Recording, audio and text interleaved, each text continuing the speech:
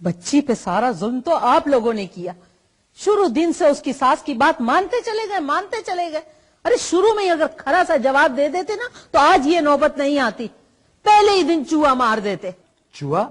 बिल्ली। पहले ही दिन बिल्ली मार देते, कह देते कि बेटी ब्याही है, बेची नहीं है। बताओ, हम जिंदा हैं और बच्ची पे जुल्म हो रहा है। कितनी ज्यादती की बात है।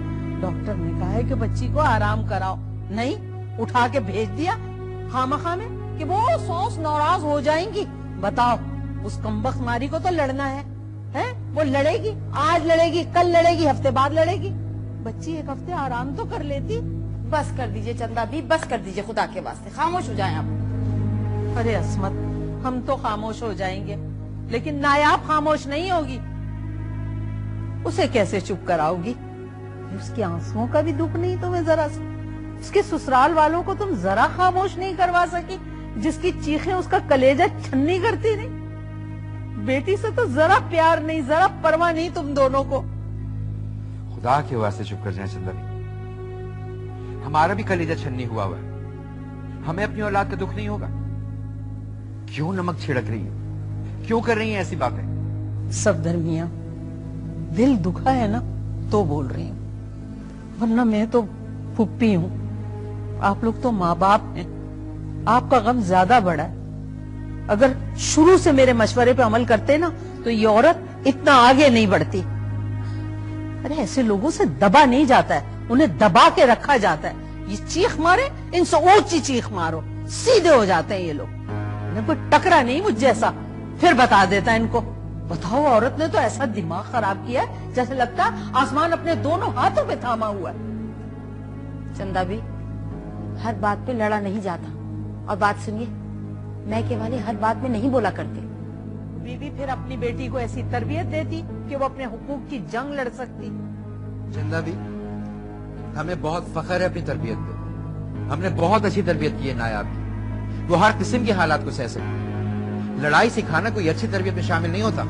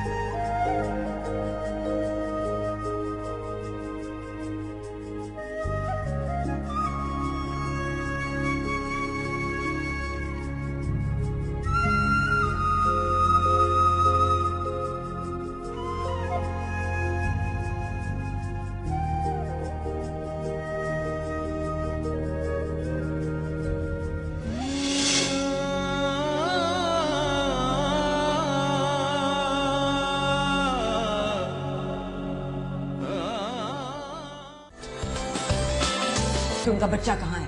माएं पहले बच्चों को सुलाती हैं, फिर कहीं जाके खुद आराम करती हैं। और उनके तो तरीके ही निराले हैं। पता ना, इतना बड़ा हादसा हो गया है, नायाब अब माँ नहीं बन सकती, तो तुम इतने इत्मीनान से कह रही हो कि इनके तौर तरीके देखो। तुम्हें क्या जरा भी दुख नहीं हुआ? मुझे तो शुक्र करना चाहिए, अपनी भावज फरा की तरह बांझ नहीं है वो। 2 बेटे दिए हैं अल्लाह ने। वैसे भी मैं तो ये मानती हूँ हमारे खानदान में अल्लाह बेटियां देता ही नहीं, और दे दे तो वापस ले लेता है। वलीद की बेटी ले ली ना आखिर। मैंने तो माँ की दफा भी बड़ी दुआएं मांगी थी, या अल्लाह बेटी ना देना। कितने ताने सुने थे, कितने दुख उठाए हैं मैंने उसके लिए। एक एक कदम पे, एक एक बात पे मेरी सास ताने देती थी, याद होगा आपको तो, भूली तो नहीं होंगी। इसीलिए मैं तो ये बातें ही दोहराना नहीं चाहती, बस कर दे इस मौजू को। इफ़त, तुम्हें कुछ समझ में नहीं आता, या तुम कोशिश नहीं करती किसी का दुख समझने के लिए। बहरहाल नायाब को उसकी माँ के घर भेज देना, वो बहुत दुखी है और तुम्हें दुख बांटना नहीं आता। बेटे, मैं तुम्हारे दुख बांट तो सकती हूँ, दूर नहीं कर सकती। मैंने क्या क्या सोचा था, मेरी बेटी होगी, मेरी जिंदगी की सबसे बड़ी ख्वाहिश पूरी होने लगी थी। लेकिन मैं तो भूल गई थी कि मेरी कभी कोई ख्वाहिश पूरी नहीं हुई। मेरे अपने माँ बाप ने मेरी कभी कोई तमन्ना पूरी होने नहीं दी। मामा, मैं तो आज भी यही सोच रही हूँ कि वो घर कहाँ है जिसके ख्वाब आपने मुझे सारी उम्र दिखाए थे। वो घर जो मेरा होगा, वो घर जहां मेरी मर्जी चलेगी, जिसे मैं अपनी मर्जी से सजाऊंगी, जहां अपनी मर्जी से सांस लूंगी, जहां सोना जागना उठना बैठना सब मेरा होगा। वो घर कहाँ है? अरे बेटा, जब तुम्हारे दोनों बेटे जवान होंगे ना, तो तुम्हारी मुश्किलों के आगे दीवार बन के खड़े हो जाएंगे। फिर तुम्हारी सारे ख्वाब भी पूरे होंगे और वो घर, वो भी तुम्हारा होगा। वो तुम्हारी मनूस बुढ़िया सास तो वैसे ही कब्र में पैर लटका के बैठी है, एक दिन तो मर जाएगी, फिर तुम्हारी हुकूमत होगी। अरे क्या है चंदा भी, आपने फिर वही बातें शुरू कर दी। ऐसे नहीं कहते, ऐसे लोगों के लिए तो खुदा से दुआ करते हैं कि अल्लाह उनको नेकी की हिदायत दे। बस कर दो अस्मत, सारी जिंदगी मुझे यही कहना, तुमने ये बात शुरू कर दी, तुमने वो शुरू कर दी और मैं नहीं मानूंगी। अरे उस मनूस के लिए मैं दुआ करूं कि वो सुधर जाए या नेक हो जाए, उसके चने पड़वाने का इंतजाम ना करूं जल्दी जल्दी में। हद कर दी चंदा भी आपने भी, तौबा। मेरी दुआएं तो मेरी नायाब के लिए, हर वक्त हर लम्हे। औरत का घर कौन सा,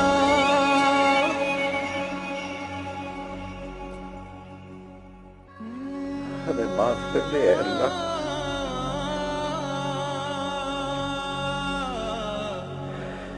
मेरी बच्ची को सब्र अता फरमा।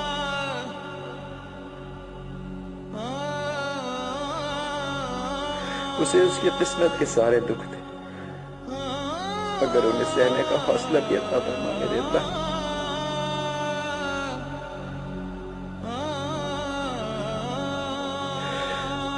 उसे अपनी रजा में राजी होने का शर्फ अता फरमा मेरे मालिक। हमें माफ कर दिए अल्लाह। औरत का घर कौन सा। हेलो जी तलहा जी, हाँ भाभी की तबीयत अब काफी बेहतर है, वो अपनी मम्मा के घर चली गई है जी। अच्छा आप बताइए, अब्बू की तबीयत कैसी है अब? ओह अच्छा, आप फिक्र ना करें, अल्लाह करे उनकी तबीयत जल्दी ठीक हो जाए जी। हाँ भाई अभी तक आए नहीं है, मैं कह दूंगी। चलें ओके, खुदा हाफिज।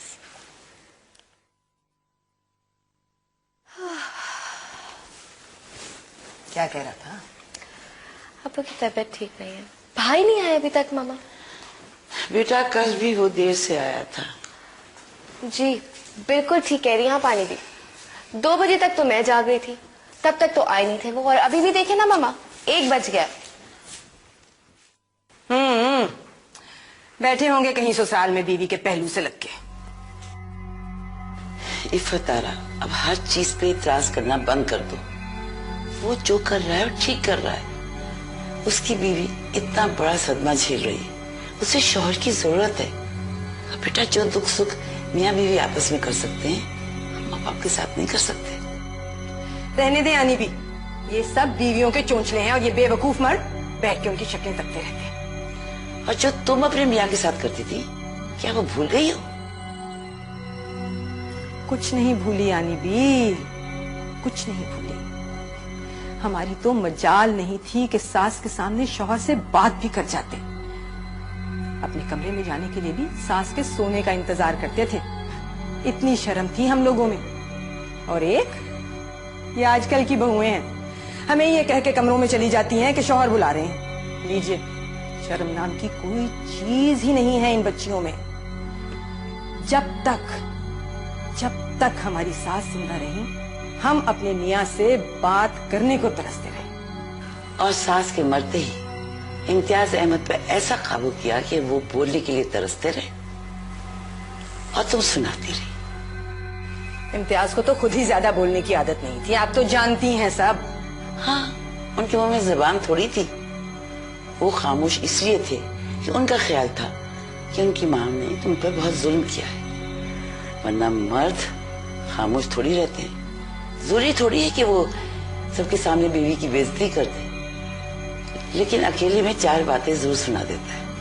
लेकिन हमने कभी इम्तियाज अहमद को तुम्हारे लिए कुछ ही कहते नहीं सुना। सारी कसर हमारी सास जो पूरी कर चुकी थी। कौन सी ऐसी बात थी जिसपे मरहुमा ने हमें अजियत ना दी? कसम खुदा का, गोद से एक दिन का बच्चा उठा के ले गई कि तुम क्या तरबियत करोगी, तुम खाक पालोगी इसे, हम पालेंगे। और फिर आपके सामने साद को, अरसलान को उन्होंने ही पाला। जब तक जिंदा रही वही देखती रही। और महा, इसके पैदा होने पर इसकी शक्ल तक नहीं देखी थी उन्होंने कि लड़की है, पराया धन है, हम क्यों इसकी तरबियत करें, तुम पालो इसे।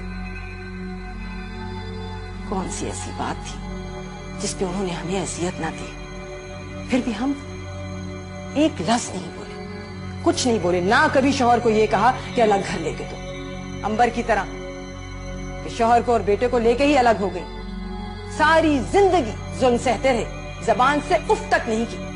और उनका बदला तुम अपनी बहुओं से ले रही हो। अरे आनी भी, कैसी बातें कर रही हैं आप? मामा तो कितना ख्याल रखती हैं उनका। और वैसे भी मेरे घर आए आप मेरी सास की बातें सुनेंगी ना तो पता चलेगा कि सासें कैसी होती है।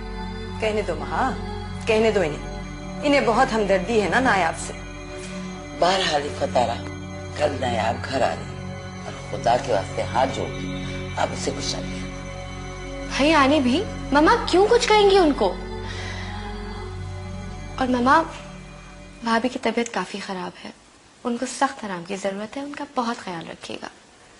अपने बच्चे पाले। मैं जा रही हूँ इस्लामाबाद, मुझे तला टिकट भेज रहे हैं, उनके अब्बू की तबीयत काफी खराब है। शान रेसिपी ब्लेंड एक्सपर्ट के पास